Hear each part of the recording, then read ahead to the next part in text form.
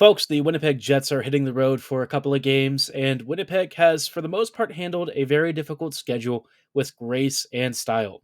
We'll talk about what Winnipeg's upcoming games might look like, some interesting trade rumors around some top names in the league, and whether or not the Jets should be in on any of them, and just some general updates about some fun stuff with the Jets, a little bit of an assessment of how Ville Heinola did in his season debut, and what we can expect from him going forward. All coming right up on tonight's episode of Locked On Winnipeg Jets. You're Locked On the Hockey Jets, your daily podcast on the Winnipeg Jets. Part of the Locked On Podcast Network, your team every day.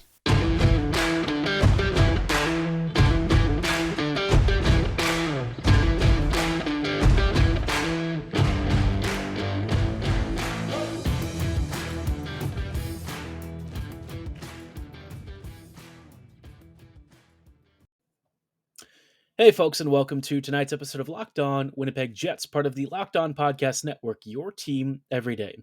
I'm your host, Harrison Lee, an avid Winnipeg Jets fan and an online blogger. You can follow me on Twitter at HLLivingLoco and at LO_Winnipeg Jets.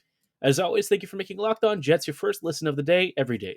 If you like what you're hearing, be sure to like, follow, and subscribe on your favorite podcasting platform of choice, including Apple, Spotify, Google, Megaphone, Odyssey, and YouTube.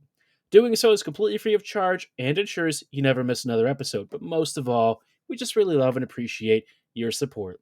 Now, obviously, on tonight's episode, I wanted to cover a couple of fun little things. I wanted to take a look at how Winnipeg's upcoming opponents are doing and which of these teams the Jets might be a little bit wary of, because obviously Winnipeg is going on the road for a brief trip for a couple of games, and then they'll be coming home around my birthday, actually, which is pretty fun. The Jets are going to be facing Colorado on next Tuesday, which should be an awesome game. I'm not sure how much of it I'm going to be able to watch live, as I'll be attending an event, but hopefully afterwards, when I come home, I can finish off the game and keep watching it and celebrate my birthday with a sweet Jets win against one of the top teams in the division. But before the Jets can even get there, obviously they have some business to take care of. And their slate of upcoming games this week and over the weekend is quite challenging. Let's be real. Now, the first game is going to be probably I wouldn't say easier of the matchups, but the Minnesota Wild haven't really had the start to the year that I think they've really been thrilled with, right? The Wild have only won 2 of their last 5 games, and when you look at the score lines, it's not exactly flattering for Minnesota's finishing talent and for their general performance, right? They lost to Pittsburgh 6-4. They lost to the Predators 2-1. The Sharks beat them 3-2 in a shootout. They did manage to beat the Kraken, but it was only by 1 goal, 1-0. And then they defeated Carolina 2-1 last weekend. So, a real mixed bag of performances. I think the general problem with this team is that they're not really scoring a ton this year. When you look at Minnesota's overall offensive performance, it's been a little bit stale, to put it lightly. This Wild team is not doing a ton offensively.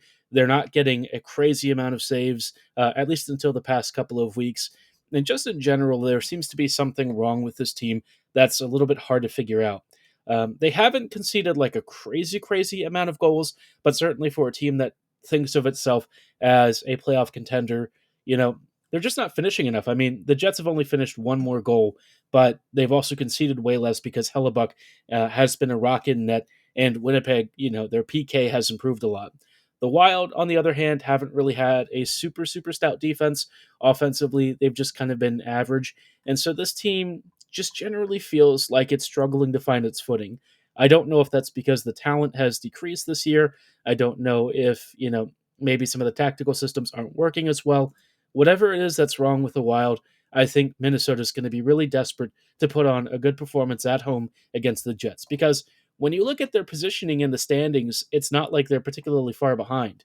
They're only trailing the Jets by 5 points. And while they have played 1 more game than Winnipeg has, the difference between 3rd and 6th in the Central right now is only split by that fraction of, small points. So obviously, the Jets can't really rest on their laurels. They need to be very sharp.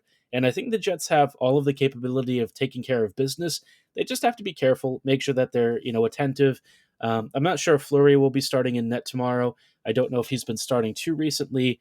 But, this is obviously not a Wild team that the Jets can really afford to sleep on. Philip Gustafson looks like he's been filling in here and there and could be a bit of a difficult out. But, the other thing with the Wild is that generally speaking, in the past, when Winnipeg has faced this team, they don't tend to give you a lot of opportunities in the slot, which is kind of where Winnipeg makes its bread and butter. But the Jets have been really good on the forecheck, so maybe this mashing of styles against another team that likes to also have a pretty heavy forecheck is going to give Winnipeg something of maybe an equalizing force. Hard to say exactly how this is going to pan out, but I do think that the Jets are either going to win in overtime or regulation. I think the Jets are good enough for it. I think that they've been on a pretty good roll recently, and hopefully Winnipeg can squeeze out a few goals and do enough to see out this victory.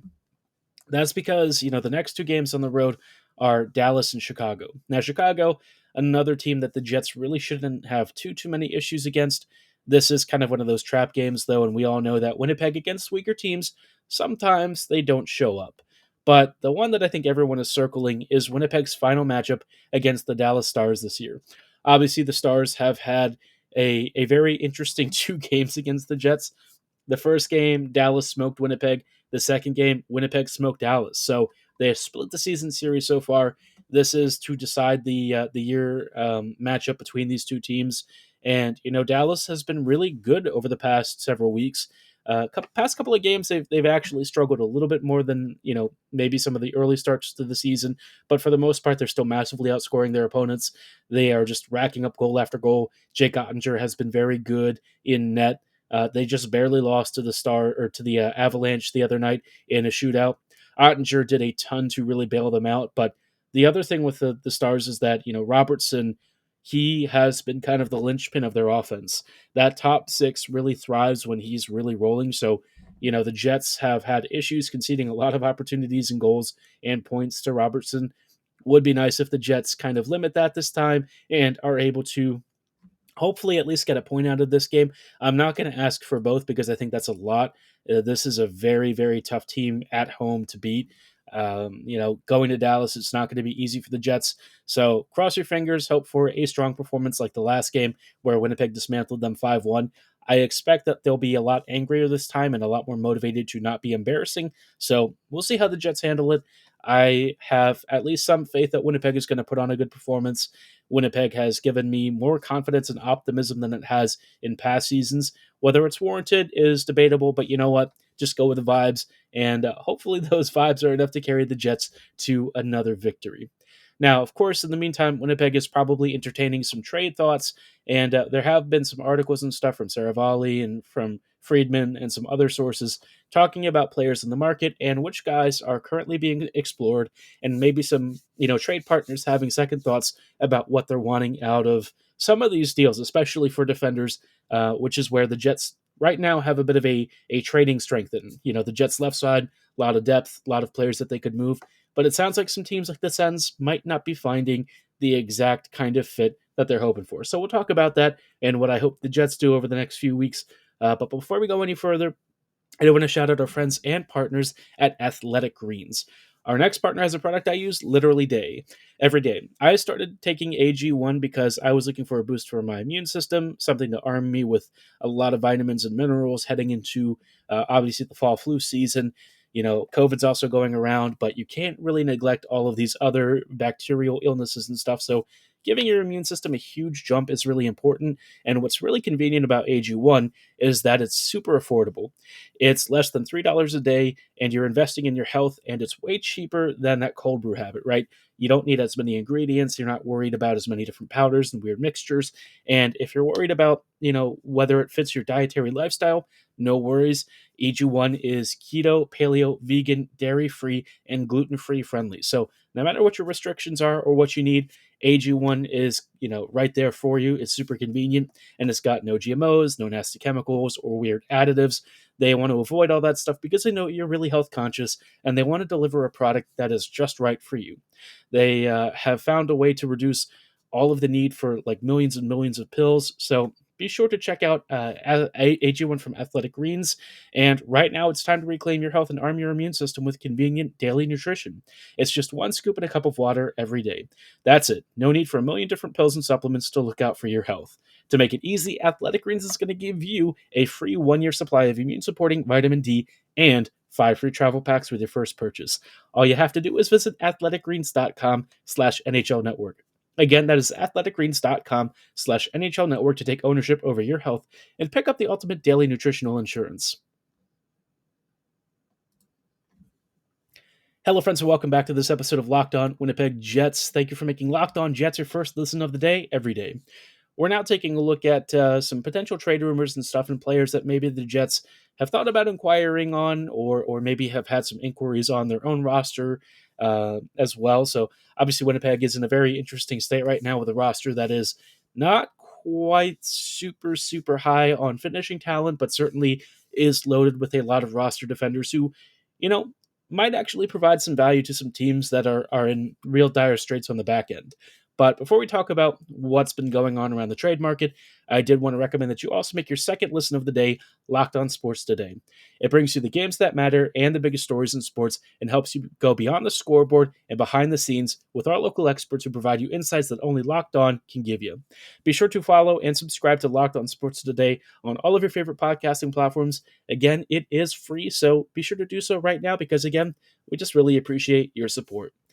Now, circling back to the Jets, it's been reported that, of the guys that are on the trade market, in terms of forwards, Anthony Duclair might be on the chopping block for, I think it's the Florida Panthers.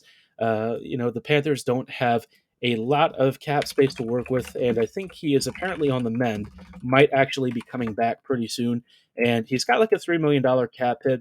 Duclair, over the past couple of seasons, has been a really solid finisher for this team. Last year, he had one of the best scoring seasons of his career.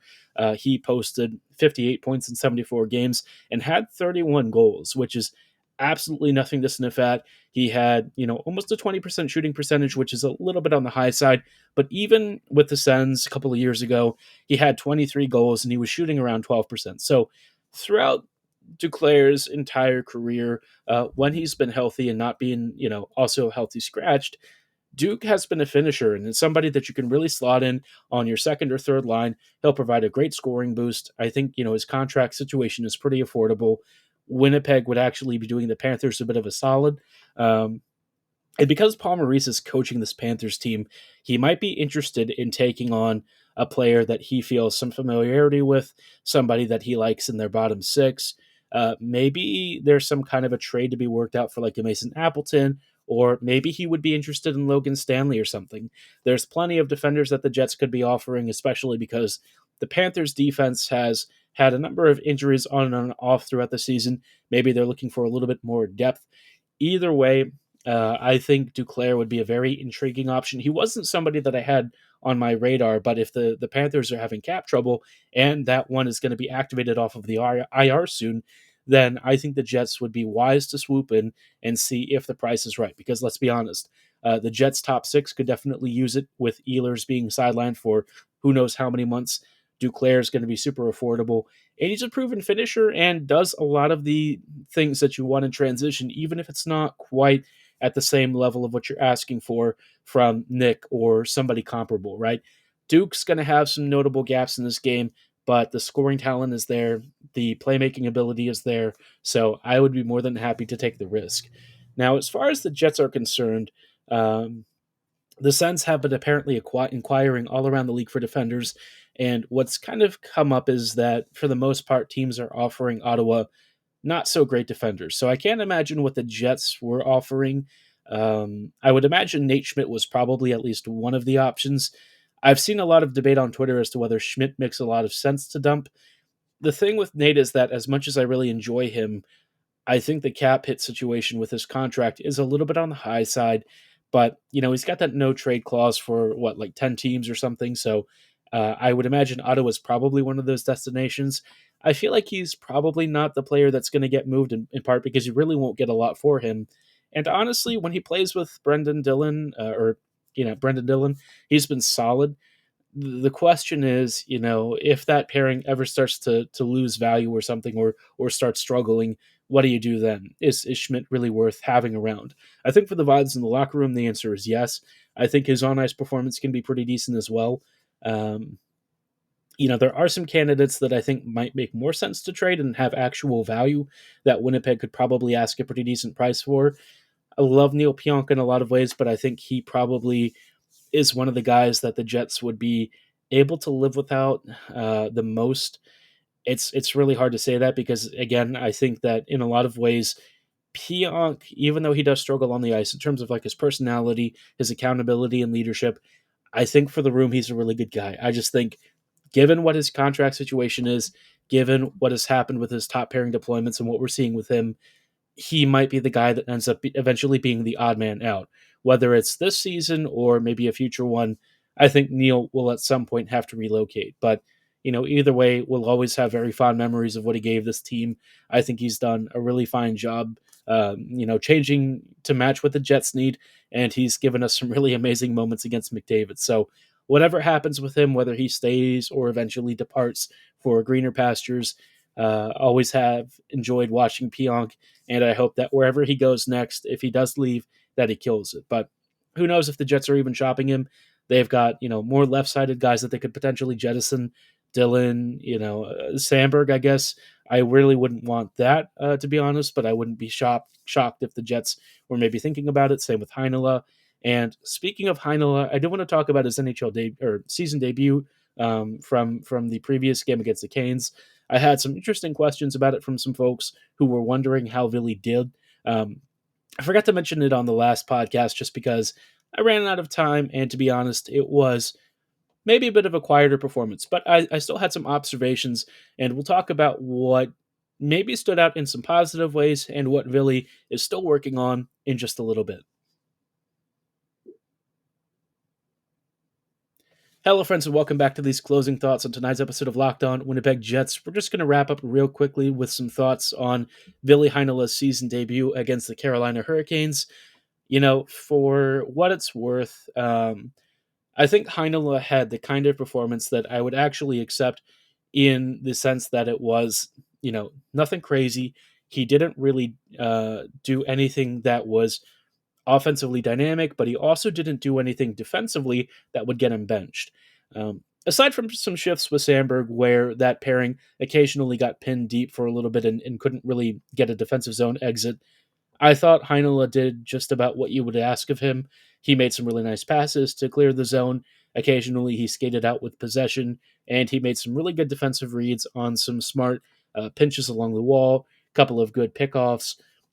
Just very small things to where he's facilitating defensive plays, deferring to his partners effectively, and doing a lot of the details defensive work that may not look really flashy, may not do enough to really stand out from the pack. But in terms of like just getting yourself back into the flow of things and also trying to make sure that you stay on the coaching staff's good side, I think Heinola did that. This was a clean game for him for the most part, especially after the first period where he was still a little bit rusty and took some time to shake it off. You kind of start to see him become a little more comfortable. He handled the puck effectively, thought he managed it well enough. Again, generally avoided, too many mistakes. Only a couple of moments where he maybe had like a bit of a Neil Pionk thing, maybe pushing a little bit up too high in the defensive zone. Maybe got caught in no man's land on like a 2-on-1. Same thing that we've seen with Neil before. But of course, Heinola is trying to limit that because he is kind of on thin ice with the staff and is trying to make a case for him to stay in the lineup longer term. Now, where I think Heinola could really be a boost is if you start to let him activate more offensively and also use him on the power play. I think that is where a lot of his value could potentially show itself. Do I think he's going to immediately boost the power play? I can't say for sure, but I think his puck movement, which is very fast and very crisp, is more like the Makar's and less so of what we see with Morrissey. I love Josh, and I think he's done a great job this year. But in terms of like the power play QB stuff, I think the puck movement just isn't fast enough for him. That's kind of been the theme with his power play stuff over the years. He's got a great shot, and I think that offensive side is not really in question. If you put him like on the right faceoff circle or something, I think he'll still bag like he did last year. But in terms of what I would want from him, I think at that pivot point at the top of the zone, Heinola would probably be a better fit there. The coaching staff doesn't really seem to agree yet, so we'll see if they let Heinola come in for another game against the Wild. We'll see. I thought that given what was asked of Ville and what he did, I thought he had a very solid game. Um, Again, he wasn't really playing a ton. He was pretty sheltered, but in the minutes that he got, he was quiet, competent, safe, did exactly what you would ask of a rookie in a season debut. And I really had no complaints. I think for either party, whether you're pro Ville or anti Ville, there wasn't really a lot to go on. But if you're just wondering whether he had a solid game, the answer is yeah. He was clean, didn't do too much. And I think we saw some of that zone exit stuff that the Jets really need a lot more of. And, Ville is definitely, at least at the AHL level and in some of the NHL games we've seen from him, a real specialist at that. So we'll see if he gets in against the Wild or any of the other teams over the next couple of days. Obviously, a game against the Stars could be a really important one for him to show up if he were to be brought in on this one. And, hopefully he continues to be that clean, stable force. But until then, we'll keep an eye out on the situation, see if Bones starts to let him do his thing a little bit more. He was raking it in with the Moose recently, was a huge puck mover for that team. We'll see if we get that dynamism and skill at the NHL level over the next month or so. For tonight's episode, though, that is going to be all the time that we have. If you want to give me your thoughts on Heinola and maybe some of the trade targets we've mentioned, be sure to let me know in the comments below or at my social medias at HLLivingLoco and at LO_Winnipeg Jets on Twitter. Like I said, though, that is going to be all the time that we have. Thank you so much for making Locked On Jets your first listen of the day every day. For your next listen, check out the Locked On Sports Today podcast. It brings you the biggest stories, plus instant reactions, big game recaps, and our famous Take of the Day. It's available on all of your favorite podcasting platforms, so be sure to like, follow, and subscribe right now. And as always, thank you so much for listening. Have a great night, and go Jets go.